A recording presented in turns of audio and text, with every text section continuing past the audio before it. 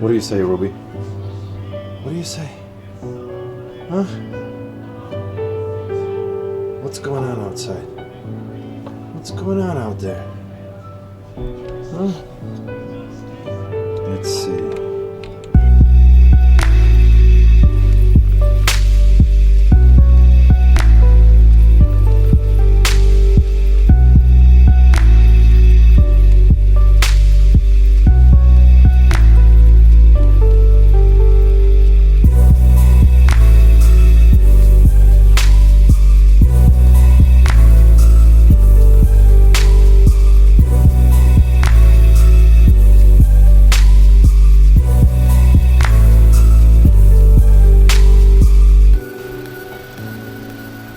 Oh yeah, it's beautiful, but that's about it. First snow of the year.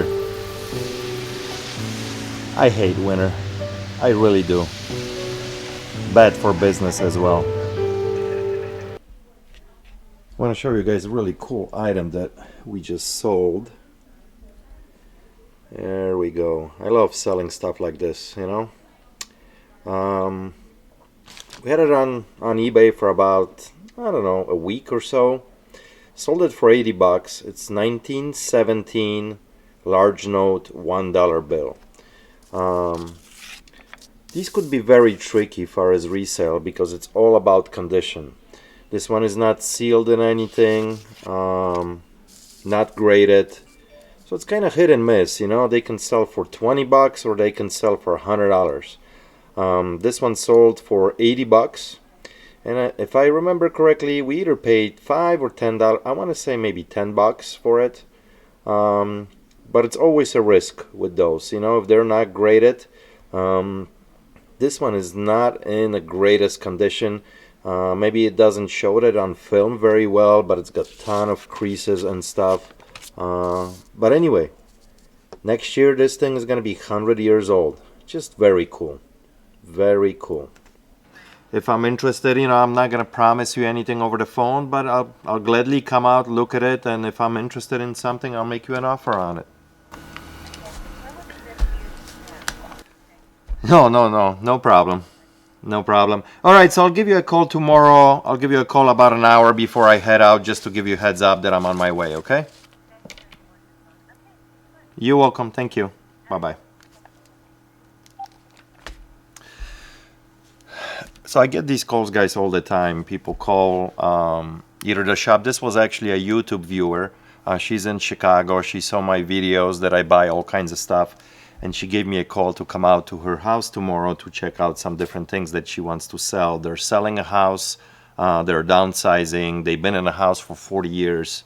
And she's got a bunch of stuff. So I'll go there tomorrow. Made an appointment for 1 p.m. and we'll check it out.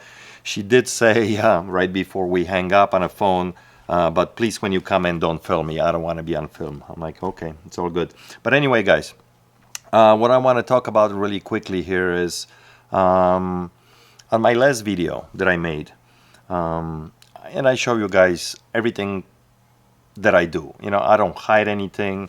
So I was drifting. I was going from shop to shop. I also had a couple stops and appointments that I made with a couple different people of buying merchandise. And one of them I did film, and it was me buying a bunch of different ink from this guy. And a lot of comments came in. Pete, you buying stolen stuff, you buying hot stuff. This guy was definitely shady. Yeah, and I give you guys that. I mean, on film, it looked like, you know, the guy might have been shady. But I do my, you know, my own investigation as much as I can and my own determination on stuff and somebody that I'm dealing with. For example, if the stuff might be potentially stolen or hot or whatever it might be. And I'm very careful with that stuff. I got big reputation behind my name. I got a, you know, shop that I'm running, and it's very important to me that I don't buy any hot and stolen items. And it might sound weird, but here and there, yes, stuff will come in. It's part of the business, and you can't get away from it.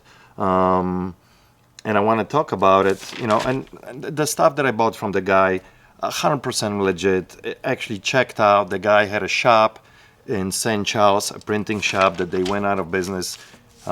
They used to buy a bunch of ink in bulk, and he needed to unload that stuff. He needed some money, so that's what happened. But I want to talk to you guys and show you what happens when I actually buy stuff that it's stolen, and the process that I have to go through, and what happens, and actually I become a victim. So I want to show you guys. This has happened, and usually takes a long time to recover anything.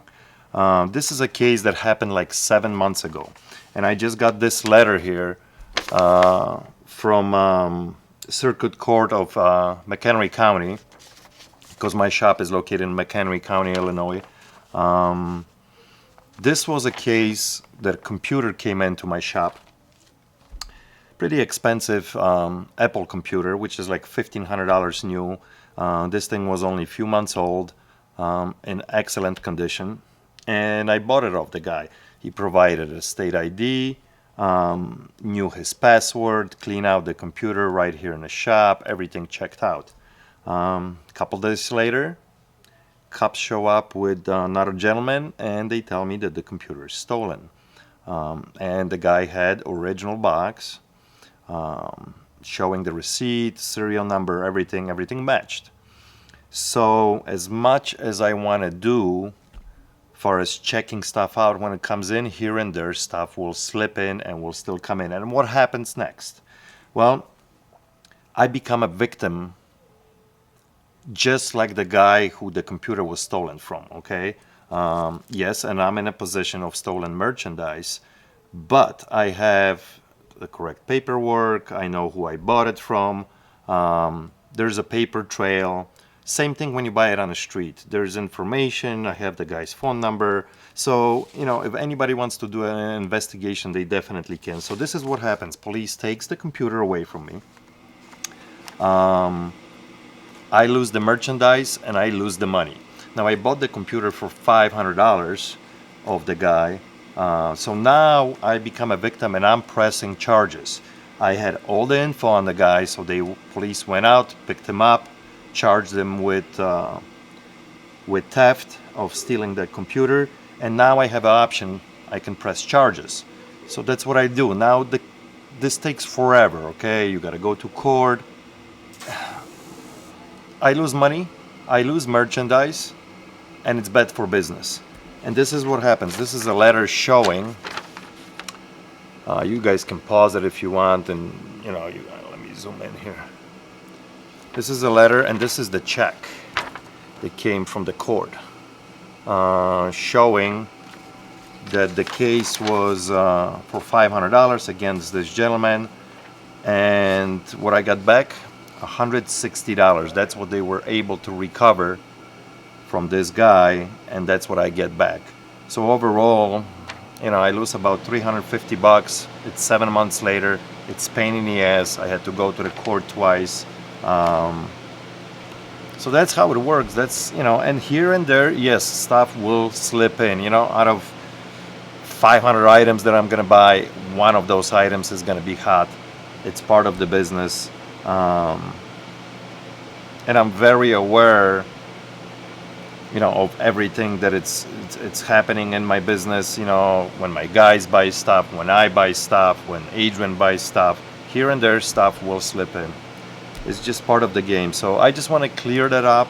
I try to avoid it as much as I can, but this is the reality of this business. So, all right, since I have you guys here, let's do a little Q&A. There's a few questions that I want to answer that pop up all the time, and you guys are interested in it.